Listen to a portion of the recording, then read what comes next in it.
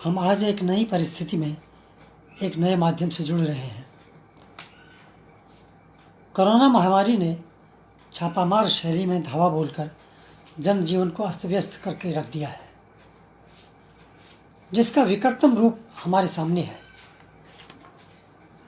राजमार्गों से लेकर रेल की पटरियों व खेतों के मेड़ों से भूखे प्यासे गुजरते हुए मजदूर गिरते पड़ते मरते, अपने बच्चे को सूटकेस पर सुलाकर घसीटती हुई माँ जैसे अनेक दृश्य इस भयावहता के प्रारंभिक चरण को दिखा रहे हैं। लेकिन जिजीविषा तो जिजीविषा है। जैसे पानी अपने निकास के लिए जगह ढूंढता है या बनाता है, जीवन भी अवरोधों की स्थिति में रोशनी के गवाक्ष ढूंढता है। सोशल मीडिया के माध्यम से आज यह संवाद उसी गतिरोध को तोड़ने का एक प्रयास है। समकालीन जनमत ने इस उपक्रम में मुझे शामिल कर कविताओं को पढ़ने का अवसर दिया है। मैं बहुत आभारी हूँ। यहाँ कुछ कविताएं पढ़ूंगा और थोड़े अनुभव। कविताओं में कुछ घटना प्रधान हैं, कुछ सामान्य जीवन के रोजमर्रा के अनुभव।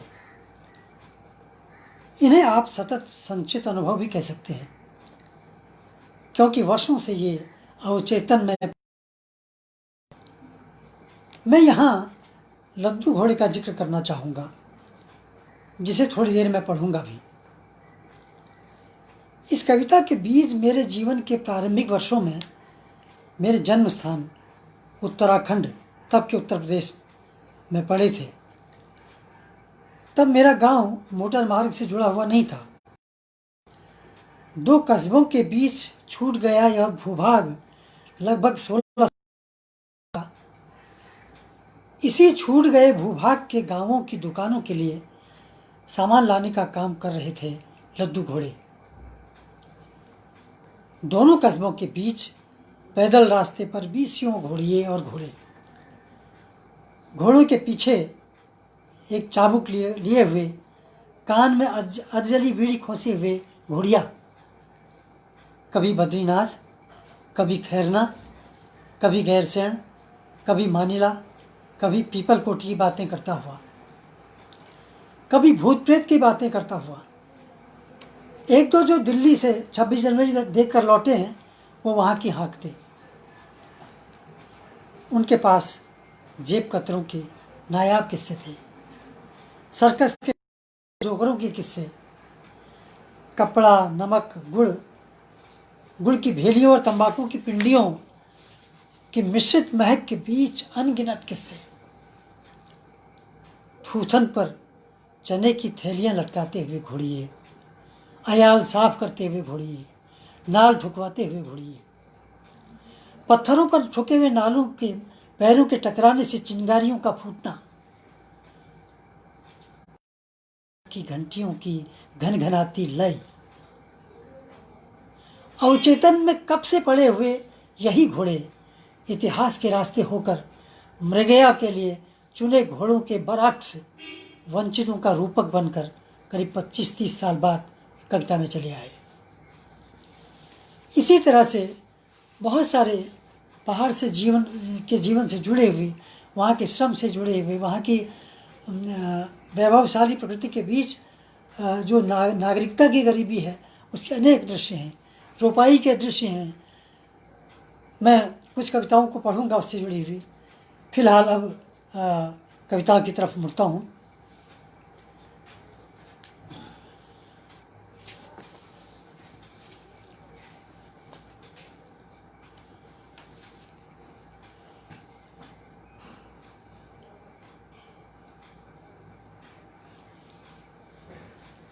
कविता है अखबार पढ़ते हुए। ट्रक के नीचे आ गया एक आदमी, वो अपने बाएं चल रहा था। एक लड़का पाया गया कमरे के पंखे पर होटल में, वो कहीं बाहर से आया था। एक नहीं रहा बिजली का नंगा तार छू जाने से। एक औरत नहीं रही अपने खेत में अपने को बचाते हुए। एक नहीं रहा डकैतों से अपना घर बचाते हुए। यह कल की तारीख में लोगों के मारे जाने के समाचार नहीं हैं। ये कल की तारीख में मेरे बचकर निकल जाने के समाचार हैं।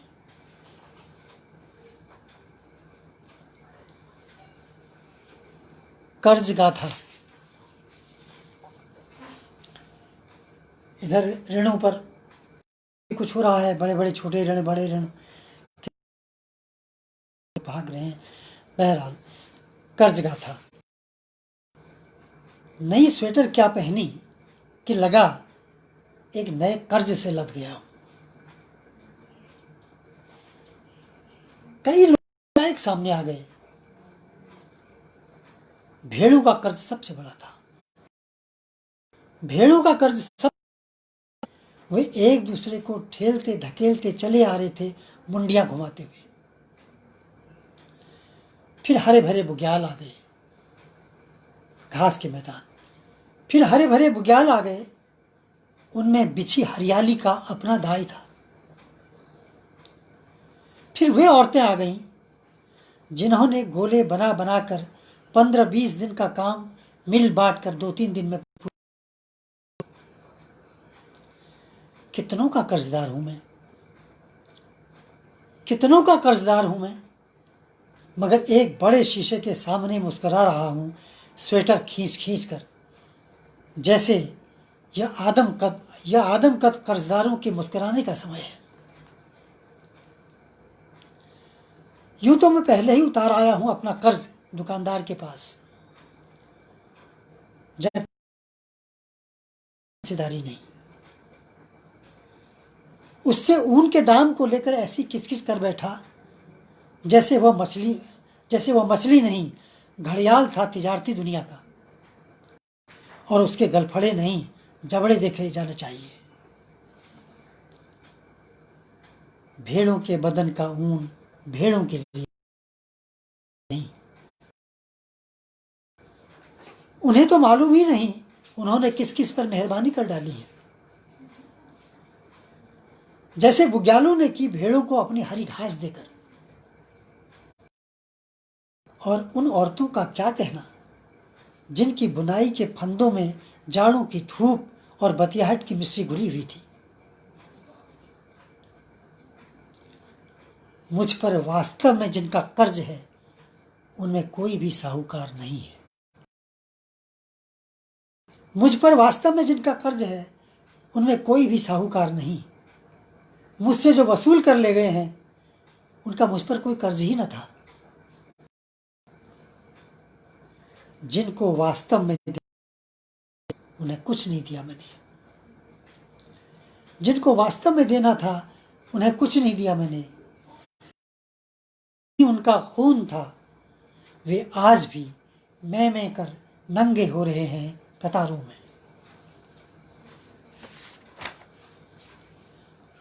सूर गायक।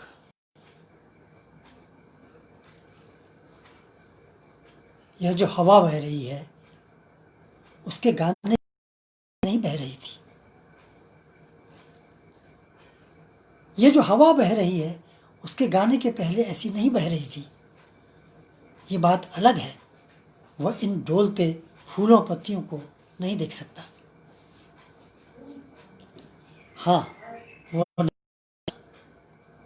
हाँ वो नहीं देख सकता। तब हमें क्यों लगता है ऐसा जब वह गहरा काला चश्मा चढ़ाए गुजरता है हमारे बगल से, हमें भीतर तक देखने लगा है।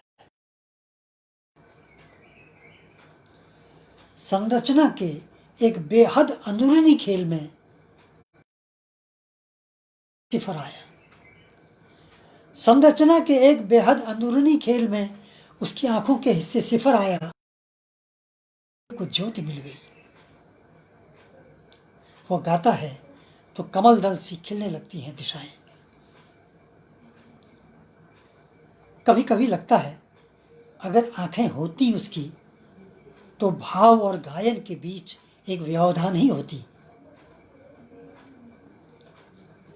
वही लोकता है अंत में पतझड़ के सबसे पहले गिरते पत्ते की आवाज। वही लोकता है अपने एकांत में पतझड़ के सबसे पहले गिरते पत्ते की आवाज ने वसंत के पहले फूल को खिलते हुए सुना है। उसके कान उसके भीतर जाने का राजमार्ग है। लोकगीत हमें अपना कंठ दे दो। लोकगीत कहते हैं उससे हमें अपना कंठ दे दो। निर्गुण कहते हैं हमें। निर्गुण अपनी अमरता दे रहे हैं उसे और लोकगीत अपनी उम्र।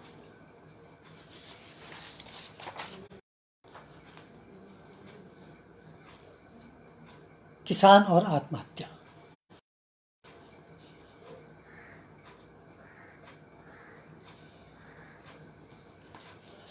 किसान और आत्महत्या। उन्हें धर्म गुरुओं ने बताया था प्रवचनों में, आत्महत्या करने वाला सीधे नरक जाता है।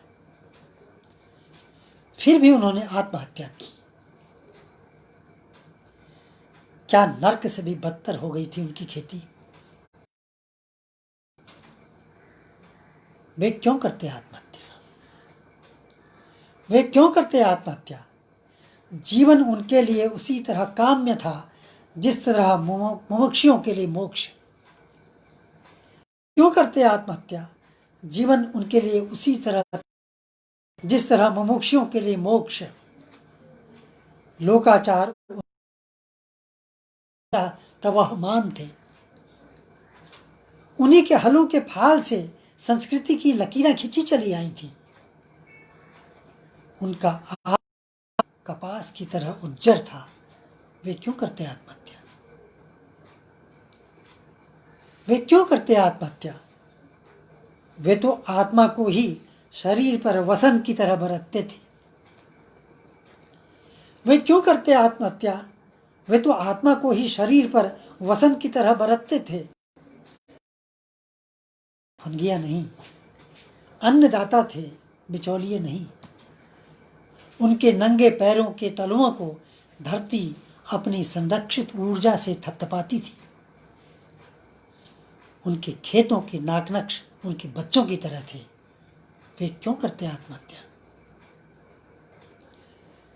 जो पितरों के ऋणतार भाषा द्वीप नाप डालते हैं, अपने ही ऋणों के दलदल में धंस गए। जो आरुणी की तरह शरीर को ही मेड़ बना लेते, मिट्टी के जीवन द्रव्य को बचाने स्वयं खेत हो गए। कितना आसान है हत्या को आत्महत्या कहना और दुर्नीति को नीति।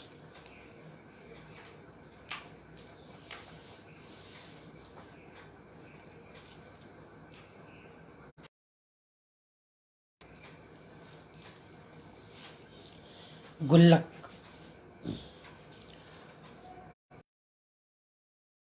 जब विश्वव्यापी रिसेशन का पीरियड, बड़ी बड़ी अर्थव्यवस्थाएं धड़ाम कर गिर रही थी, उस वक्त भी जिस अर्थव्यवस्था ने हमारी भारत की अर्थव्यवस्था को बचाए रखा, उसमें एक बड़ा फैक्टर हमारी देश की छोटी छोटी बस्तें हैं, छोटे छोटे डाक, तमाम फैले हुए डाकघर। मैंने इन गुल्लकों के माध्यम से देखी गुल्लक मिट्टी का है, हाथ से छूटा नहीं कि टूटा। मिट्टी का है, हाथ से छूटा नहीं कि टूटा। सबसे कमजोर निर्मित है जो, उसी के भीतर बसे हैं बच्चों के प्राण। बच्चे जब दोनों हाथों के बीच लेकर बजाते हैं इसे, तो पैसों भरा एक ग्लोब बजने लगता है। कभी कभी मोर्चा हार रहे माता पिता के सामने बच्चे इन्हें लेकर भामाशाह बनकर खड़े हो जाते हैं। जब मदद के सारे स्रोत हाथ खड़ा कर देते हैं, जब कर्ज का मतलब थूक पुचकारती गाली हो जाता है, अपने अपने गुल्लक लिए खड़े हो जाते हैं बच्चे, जैसे दुनिया के सारे।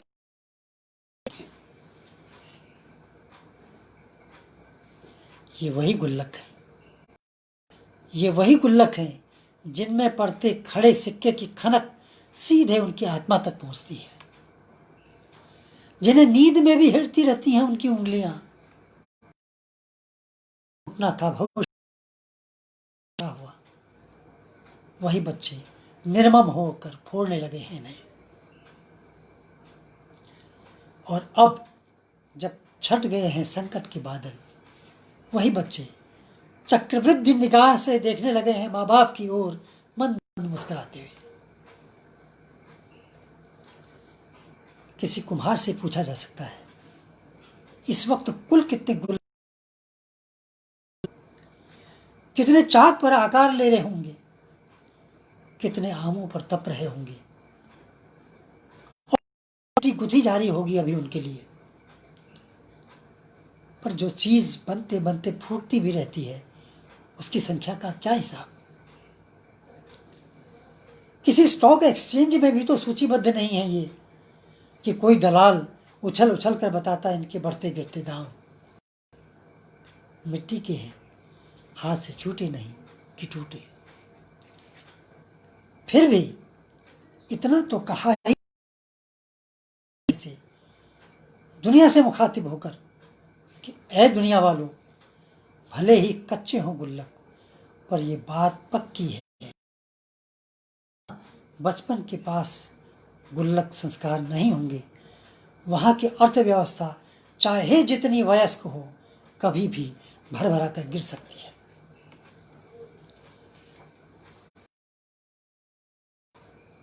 बैठक का कमरा,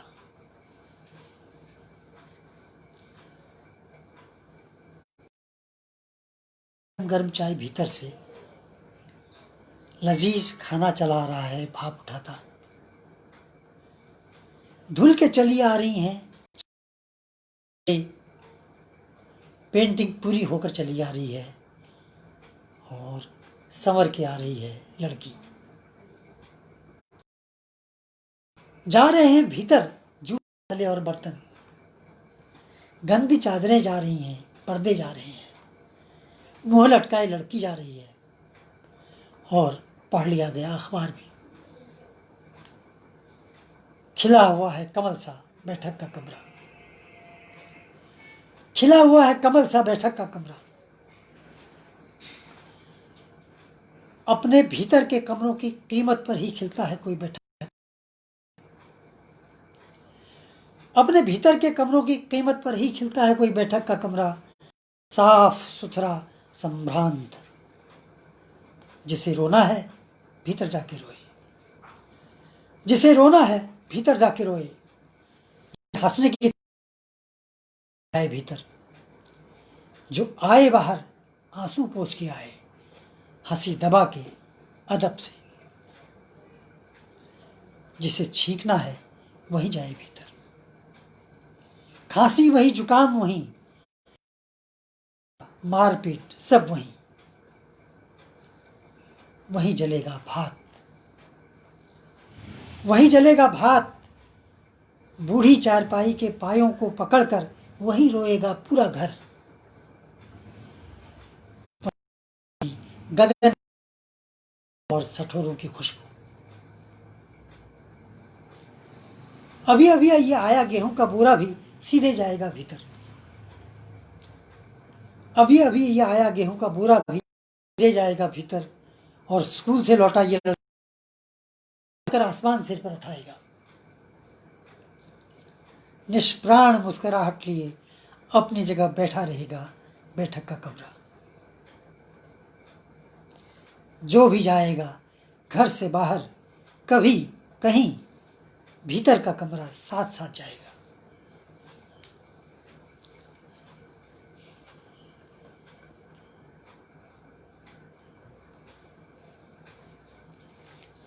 लद्दू घोड़े, अछोर समय को लादे अपनी पीठ पर लद्दू घोड़े चल रहे हैं। अछोर समय को लादे अपनी पीठ पर लद्दू घोड़े चल रहे हैं। उनके गले में बंधी घंटियां जिरा कर रही आपस में। इतिहास में कहाँ खड़े हैं लद्दू घोड़े? लद्दू घोड़े अपनी पीठ के जख्म पर बैठी मक्खियों को भगाने के लिए पूरी पीठ बरकाते हैं।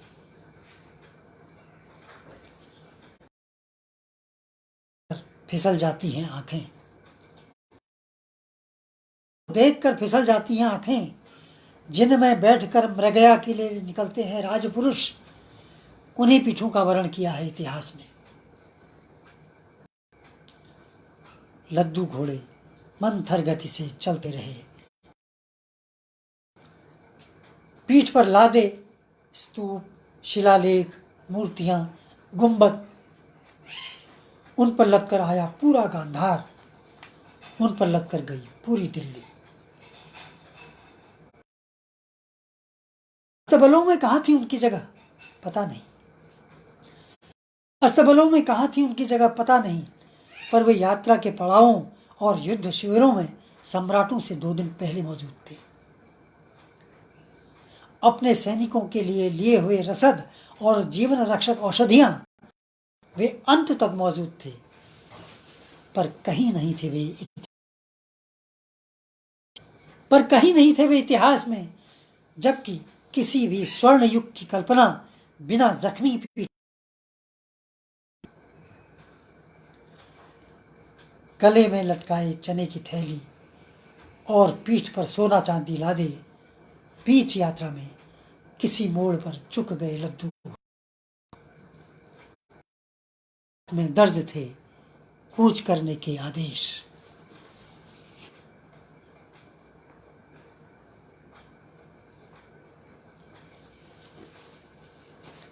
मैं 21वीं सदी का एक दृश्य हूं। पत्नी के शव को अकेले कंधे पर ले जाते हुए दाना माझी को टीवी पर देखते हुए। यह दृश्य 3-4 साल पहले सभी ने देखा होगा। इसमें एक संदर्भ नदी को जीवित आदमी का दर्जा दिए जाने का आता है। इस संदर्भ में बता दूं कि न्यूजीलैंड सरकार ने वहाँ की वान जीवित आदमी का दर्जा दे रखा है, यानी नदी को क्षति पहुंचाने वाले पर उन्हीं धाराओं के अंतर्गत मुकदमा दर्ज हो जिन धाराओं के अंतर्गत आदमी को नुकसान पहुंचाने पर होता है। दाना माझी के साथ शव ले जाते हुए साथ में उसकी 11 वर्ष की बेटी चौला भी चल रही थी, उसका भी संदर्भ एक आएगा साथ में। मैं 21वीं सदी का एक दृश्य हूँ।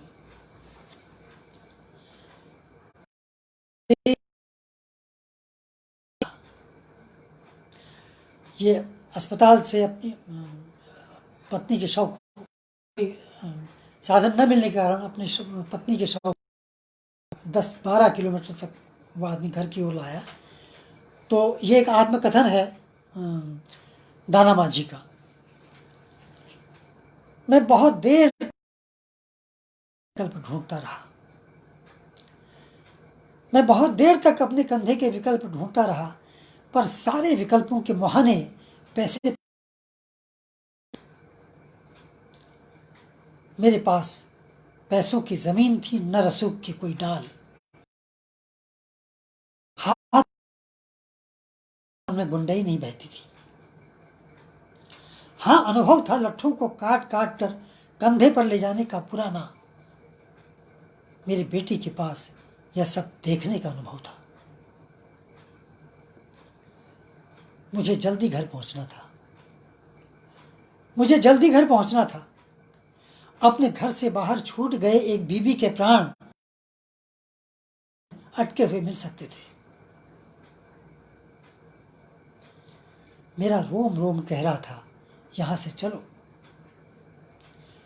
मैं जैसे मणिकर्णिका पर खड़ा था, किंग कर्तव्य विमूढ़, और कोई मुझसे कह रहा था, तुम्हारे पास देने के लिए अभी देह के बचे हुए हैं।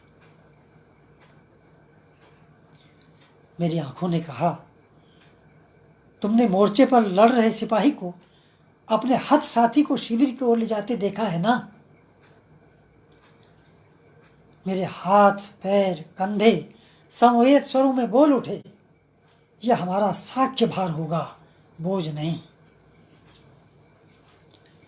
मैंने पल भर के लिए अपनी बेटी की आंखों में शरण ली। मैंने पल भर के लिए अपनी बेटी की आंखों में शरण ली। उपग्रह सी नाचने वाली वो लड़की अभी भी अपनी। मैं बादलों सा फट सकता था, पर बिजली बेटी के ऊपर ही गिरनी थी।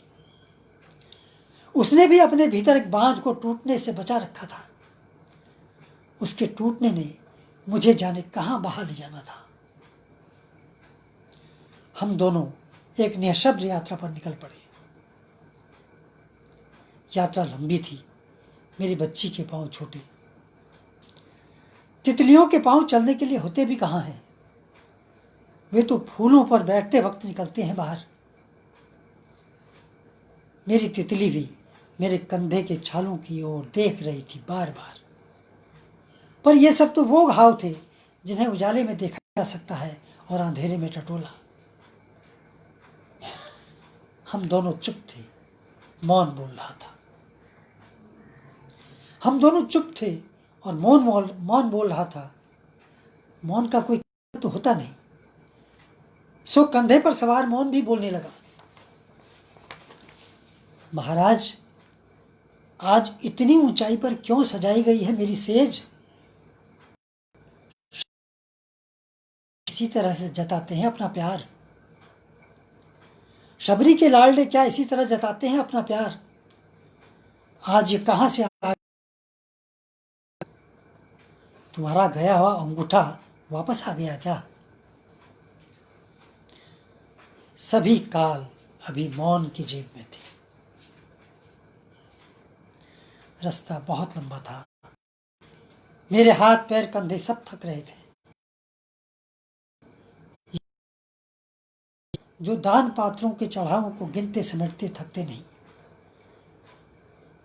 मेरे जंगल के साथी पेड़ पौधों ने मेरी थकान को समझ लिया था। उन सब ने मेरे आगे अपनी।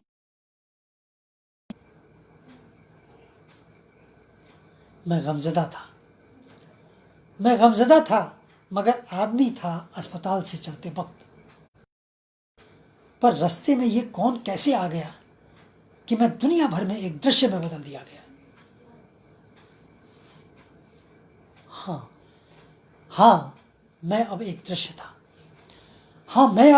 था। मैं सभ्यता के मध्याह्न में सूर्य था। मैं सभ्यता के मध्याह्न में सूर्य ग्रहण का एक दृश्य था। दृश्य को देखते ही आंखों की ज्योति चली जानी थी। पानी मर जाने पर एक ऐसा दृश्य उपजता है। यह आंखों के लिए एक अपच दृश्य था, पर इसे अपच भोजन की तरह उलटा भी नहीं जा सकता था बाहर। यह हमारी 21वीं सदी का दृश्य था। हमारी 21वीं सदी का दृश्य था। स्वजन विसर्जन नहीं, जब धरती पर न कोई डॉक्टर था, न अस्पताल, न कोई सरकार। यह मंगल पर जीवन खोजने के समय में पृथ्वी पर जीवन नकारने का दृश्य था। ग्रहों के लिए छूटते हुए रॉकेटों को देखकर हमने तो यही समझा था कि अपने दिन बहुरने की उल्टी गिनतियां शुरू हो गई हैं। पर किसी भी दिन ने यह नहीं कहा कि मैं तुम्हारा कंधा हूं। पता नहीं मैं पत्नी का शव लेकर घर की ओर जा रहा था या इंसानियत का शव लेकर की ओर। मैंने सुना है नदियों को बचाने के लिए उन्हें जीवित आदमी का दर्जा दे दिया गया है। जिन्होंने ये काम किया है बता दिया जाए कि दाना माझी भी एक जीवित आदमी का नाम है।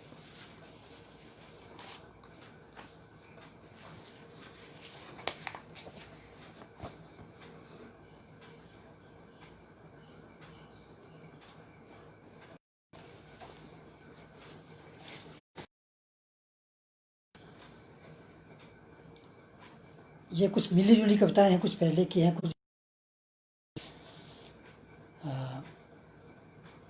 ये कविता है वेश्यालय में छापा। ये मंटो को याद करते हुए मैंने लिखी है। मंटो की एक कहानी खोल दो का इसमें एक पंक्ति में संदर्भ आया है, वेश्यालय में छापा। मेरी देह न ले जाओ साहब, मेरी आत्मा ले जाओ। मेरी देह न ले जाओ साहब, मेरी आत्मा ले जाओ। मेरी रोजगार नहीं है, मेरी रोजी रोटी में रोड़ा अटकाती है ये आत्मा, और तुम्हें आत्मा की सख्त दरकार है। मेरी आत्मा ले जाओ, देह छोड़ दो। यही मेरी खिड़की है, यही मेरी देहरी। यही मेरी खिड़की है, यही मेरी देहरी। मैं दे नहीं सकती इसे। मैं तो मरने पर भी देह दान की नहीं, आत्मा दान की सोचती हूँ। आत्मा निरोग होती है साहब, आत्मा निरोग होती है साहब, उसे खुजली नहीं लगती। वह निर्मल है, उसे किसी भी साबुन की ज़रूरत नहीं है। कपड़े नहीं सीने पड़ते उसके लिए, बटन कहीं से नहीं खोलने होते। आत्मा के दिन फिर से बहुरने वाले हैं साहब, आत्मा के दिन फिर से बहुरने वाले हैं साहब। यह देह से ज़्यादा कमाई देगी। देह छोड़ दो, आत्मा ले जाओ। आंखें नहीं मिला पाती हूँ, देह से मैं 20 घंटे बतियाती रहती हूँ। मैं अपनी इस आत्मा से आंखें नहीं मिला पाती हूँ, देह से मैं 24 घंटे बतियाती रहती हूँ। कभी शीशे के आगे जाती हूँ, कभी पीछे। कहती रहती हूँ देह से, तुम भी बनिए की तरह कम तौला करो, ऐसे काम नहीं चलने का। कोई पर्दा खोलने को कहता है तो तुम इजारबंद खोलने लगती हो। मेरे पास आत्मा का कोई भी काम नहीं है, मेरे पास आत्मा का कोई भी काम नहीं है, देह के पास काम ही काम है। कई बार मैंने आत्मा को बिछाना चाहा देह की जगह, क्या पता दूसरे की आत्मा जागृत हो जाए। पर जो भी आया, आत्मा को जूती के, तुम इसे की तरह पहनकर चले जाओ साहब। बता दो दुनिया को, इस बस्ती में देह नहीं, आत्मा का व्यापार चलता है। मेरी देह छोड़ दो।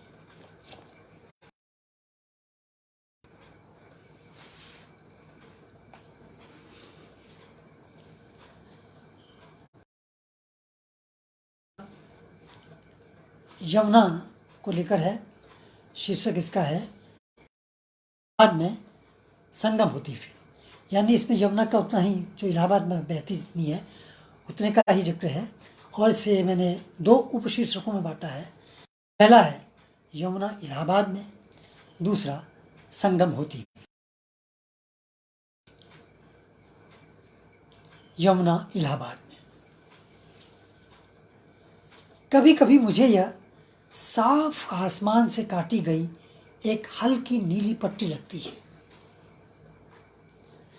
कभी कभी मुझे यह साफ आसमान से काटी गई एक हल्की नीली पट्टी लगती है। कभी कभी दुआबी जमीन लिए साड़ी का किनारा,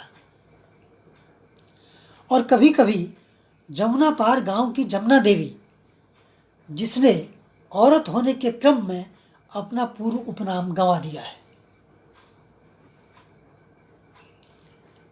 कभी कभी मुझे लगता है यह सागर की बेटी है। कभी कभी मुझे लगता है यह सागर की बेटी है। यह प्रशांतता और गहराई इसने और कहां से पाई होगी? यह गहराई इसने और कहां से पाई होगी? ये बात अलग है, इसकी गहराई को लोग आत्महत्या के लिए अधिक चुनते हैं, और शायद आत्महत्याओं के अंतिम पलों की छटपटाहट का सबसे बड़ा जखीरा इसी के सीने में होगा। कभी कभी इच्छा होती है कह दूं समुद्र से जाकर कि वो अपनी समुद्रता वापस ले ले। कभी कभी इच्छा होती है कह दूं समुद्र से जाकर कि वो अपनी समुद्रता वापस ले ले, पर तब उस उथलेपन में डूब जाता हूँ जिसके रेतीले ढेर में माफिया बंदूकें रोप दी गई हैं। कभी जब किनारे बैठकर इसके जल को हथेलियों से उलीचता हूँ तो लगता है, कभी जब किनारे बैठ इसके जल को हथेलियों से उलीचता हूँ तो लगता है ये जो नसों का जाल बिखरा हुआ है मेरे शरीर में, ये नसें नहीं, यमुना से निकाली गई नहरें हैं। इसे देखने महसूस करने की सबकी अपनी अपनी दृष्टि है, अपने अपने कोण। अकबर के किले के झरोखे से रानी की आंख बनकर देखा जा सकता है। इसे अकबर के किले के झरोखे से रानी की आंख बनकर देखा जा सकता है। इसे अक्षय वट की जड़ें बनकर छुआ, इसमें गोता लगाकर किसी मिथकीय गेंद को हेरा जा सकता है देर तक। कभी कभी ये जानना मुश्किल होता है यह किधर से किधर बह रही है। कभी कभी यह जानना मुश्किल होता है यह किधर से किधर बह रही है। ऐसे में हैं इसकी बहाव दिशा।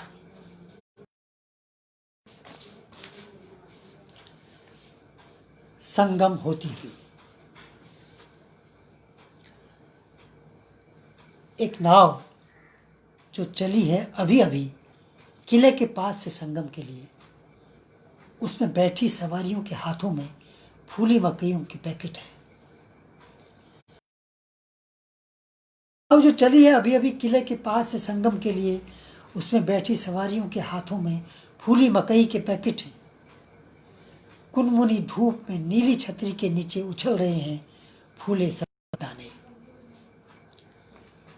ऊर्ध्वमुखी चोंचों की खेपें उभर आई हैं हवा में। असमिया भाषा में उछाला गया एक दाना जा गिरा है स्थानीय जलपाकी की चोंच में। असमिया भाषा में उछाला गया एक दाना जा गिरा है स्थानीय जलपाकी की चोंच में। तमिल में उछाला गया दाना में जा समाया है। नाव धीरे धीरे पहुंच रही है संगम पर। अगर जाननी हो पर काया प्रवेश पूर्व की मनस्थिति तो इसे अभी मल्लाहों के हवाले से समझा जा सकता है। अगर जाननी हो परकाया प्रवेश पूर्व की मनस्थिति तो इसे अभी मल्लाहों के, एक मल्लाह ही पा सकता है नदी के अंतर्मन की थाह। मल्लाहों के चूल्हे की आग का रास्ता नदी के पानी से होकर गुजरता है। एक मल्लाह ही पा सकता है नदी के अंतर्मन की थाह। मल्लाहों के चूल्हे की आग का रास्ता नदी के पानी से होकर गुजरता है। संगम आए गवा साहेब ऊंची आवाज में बोलता है नदी की पाठशाला में पड़ा बड़ा मल्लाह। संगम आए गवा साहेब ऊंची आवाज में बोलता है नदी की मल्लाह। आवाज का भी अपना एक धर्म है, तक नहीं पहुंचती जिसके लिए उठाई गई है। सो मल्लाही भाषा की आवाज पहुंच गई है गोदान पिंडदान भाषा तक। आवाज का भी अपना एक धर्म है, वह उसी तक नहीं पहुंचती जिसके लिए उठाई गई। सो मल्लाही भाषा की आवाज पहुंच गई है गोदान पिंडदान, पर भाषाएं पानी नहीं बद्ध हो जाएं मिलते ही। और मिले भी तो कैसे, मिले भी तो कैसे। एक भाषा का उदर बाहर निकला है, दूसरी भाषा का भीतर धंसा हुआ है। एक भाषा नदी पार करा रही है, दूसरी भाषा योनिया। पानी एक गई है, पानी एक हो गया है, भाषाएं ठिठक गई हैं। यमुना बृहद धारा होकर आगे बढ़ गई है और मल्लाह धारा के विपरीत तैरते हुए वापस आ रहे हैं यमुना किनारे। ही जो कह सकते कि हमने यमुना को उसके अंतिम चरण में देखा है। मल्लाह ही हैं वे साक्ष्य जो कह सकते हैं कि हमने यमुना को उसके अंतिम चरण में देखा है। वही कह सकते हैं हमने यमुना को संगम होते हुए देखा है। और वही कह सकते हैं कि सभ्यताएं संगमों का इतिहास है, अकेले अकेले का खेल नहीं। मल्लाह ही है वे साक्ष्य जो कह सकते हैं कि हमने यमुना को उसके अंतिम चरण में देखा है। वही कह सकते हैं हमने यमुना को संगम होते हुए देखा है। और वही कह सकते हैं संगमों का इतिहास है, अकेले अकेले का खेल नहीं।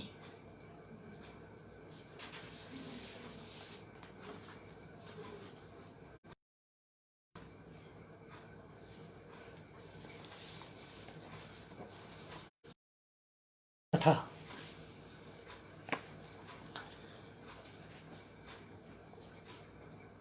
कछारू ने कहा हमें भी बस्तियां बना। कछारू ने कहा हमें भी बस्तियां बना लो, जैसे खेतों को बनाया, जैसे जंगलों को बनाया। कछारू ने कहा हमें भी बस्तियां बना लो, जैसे जैसे जंगलों को बनाया। जो कब से आंखों में दो एक कमरे लिए घूम रहे, कितने कितने घर बदल चुके थे फौरी नोटिसों पर,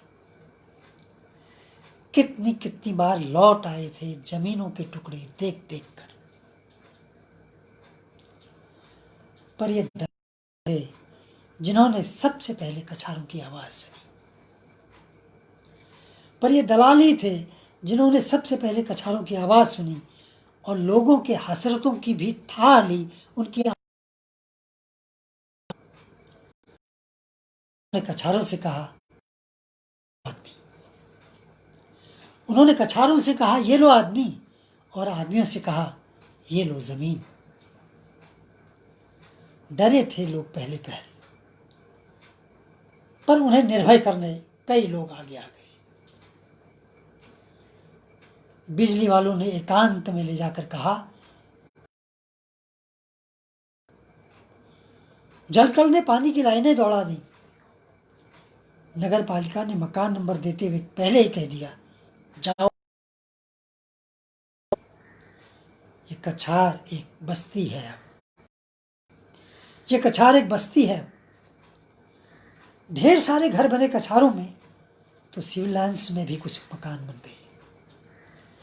ढेर सारे घर बने कछारों में, तो सिविल लाइन्स में भी कुछ घर बन गए, चौड़े भव्य। यह कछार बस्ती अब गुलो गुलजार है।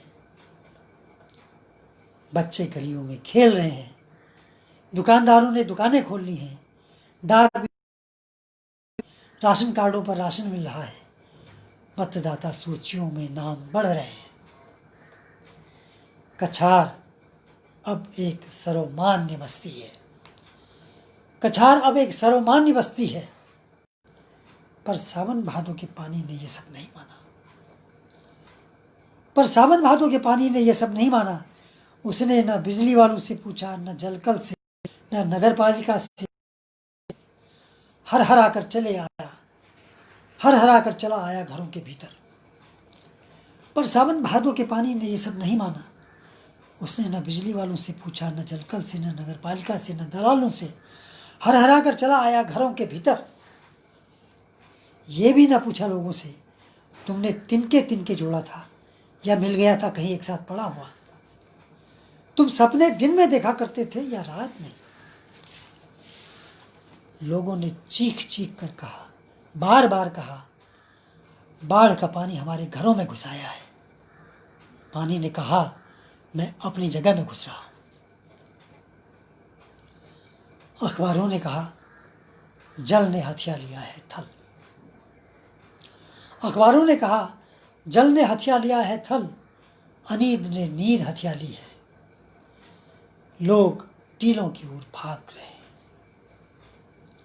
और अब टीलों पर बैठे लोग देख रहे हैं जल प्रलय।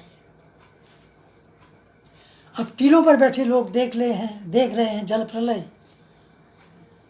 औरतें जिन खिड़कियों को अवांछित नज़रों से बचाने के लिए फटाक से बंद कर देती थीं, लोहर पानी उन्हें धक्का देकर भीतर घुस गया है।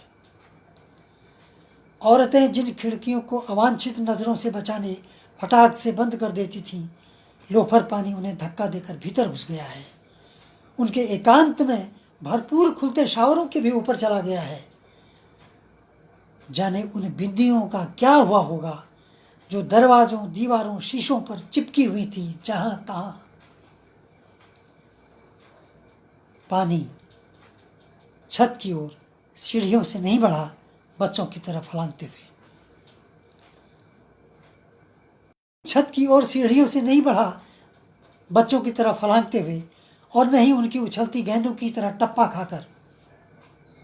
पानी अजगर की तरह बढ़ा, रेंगते रेंगते मकान को चारों ओर से बाहुपाश में कसते उनकी रीढ़ चरमराते।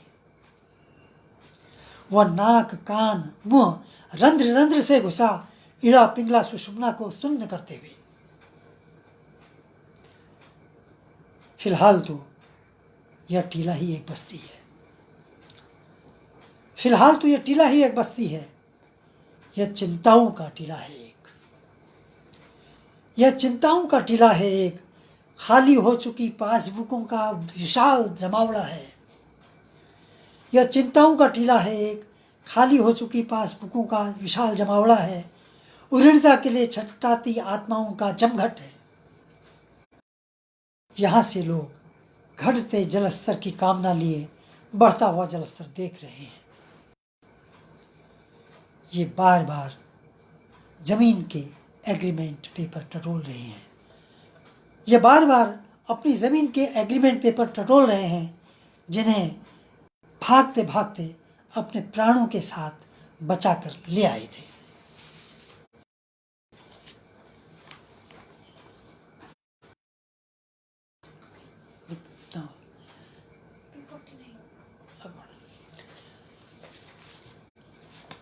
अगली कविता है पहाड़ में औरत।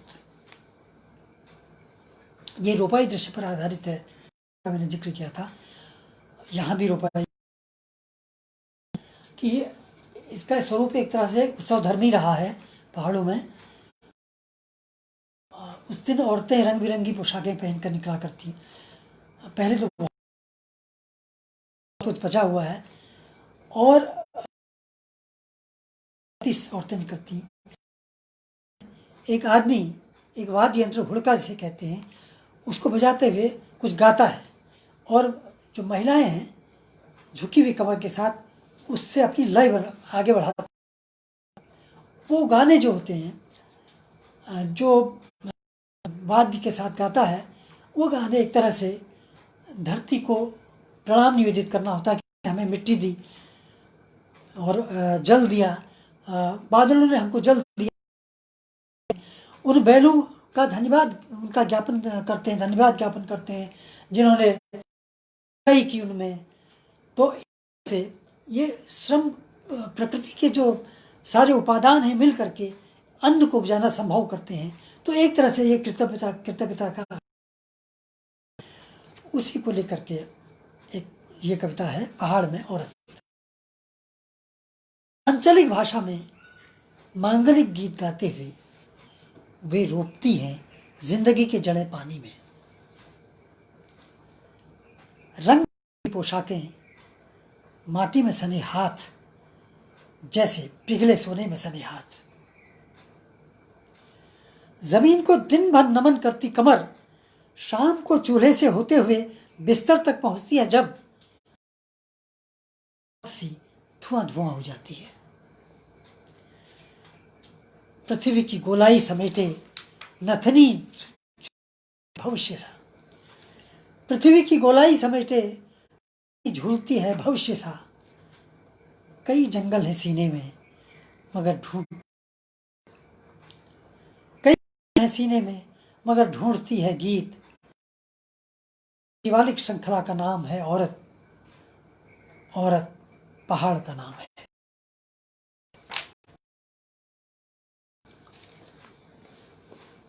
प्यास एक मजदूर का चित्रण है। काम करते करते उसने कहा पानी। काम करते करते उसने कहा पानी। धोती घुटने तक की और एक फटी बनियान, बस यही पहना हुआ। हल्के बदन काम जो हचक के होता है। उसने सूखे जबड़े से फिर कहा पानी। पहले तो सताकर अंजुरी फैलाई, प्यास बुझी नहीं। फिर जगह पकड़ लिया और खाप नीचे लगा दी। सूखी धरती तरह खुली हुई थी खाप, और बरसात की पहली झड़ी सी गिरती रही धार। धार खटक खटक कर चली जा रही थी कंठ के नीचे सूखी गढ़ई में। गले की घटिका घटक घटक के साथ खिसक रही थी ऊपर नीचे।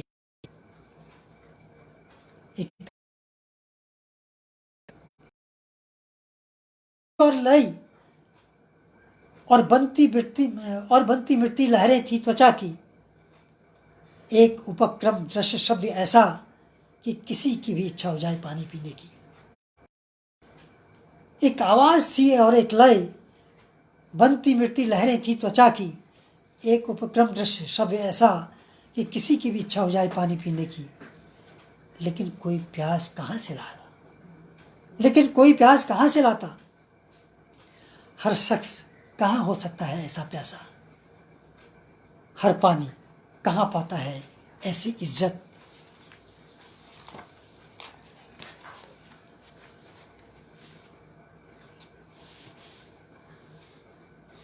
महाराज बुद्ध मुस्कुराए हैं। ये परमाणु विस्फोट का एक संकेत चिन्ह था। अगर सफल हो जाए तो कहना है बुद्ध मुस्कुराए हैं। लाल इमली कहते ही इमली नहीं कौंधी दिमाग में, जीभ में पानी नहीं आया। यंग इंडिया कहने पर हिंदुस्तान का बिंब नहीं बना। जैसे महासागर कहने पर सागर उभरता है आंखों में, जैसे स्नेहलता में जुड़ा है स्नेह और हिमाचल में हिम कम से कमतर होता जा रहा है ऐसा। इतने निरपेक्ष, विपर्यस्त और विद्रूप, इतने निरपेक्ष, विपर्यस्त और विद्रूप कभी नहीं थे हमारे बिंब कि पृथ्वी पर हो सबसे संहारक पल का रिहर्सल और कहा जाए बुद्ध मुस्कुराए हैं।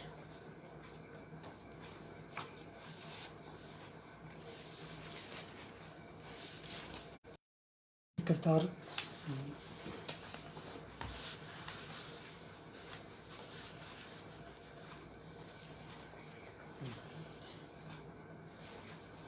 दो सवाल। मैंने पूछा नदी से, तुम्हारा मजहब? मैंने पूछा नदी से, तुम्हारा मजहब? नदी कुछ भी नहीं बोली, बहती रही चुपचाप। कुछ पत्थर आए थे नदी में, नदी अगल बगल से सरक कर आगे निकल गई। कुछ देर बाद मैंने पूछा, तुम्हारी भाषा नदी? नदी तब भी कुछ नहीं बोली, बहती ही रही। मैंने पहला प्रश्न सन 47, दूसरा 71 के आसपास थे। दूसरी बार टुकड़े के 2 टुकड़े। नदी आज भी उसी तरह से बह रही है। नदी आज भी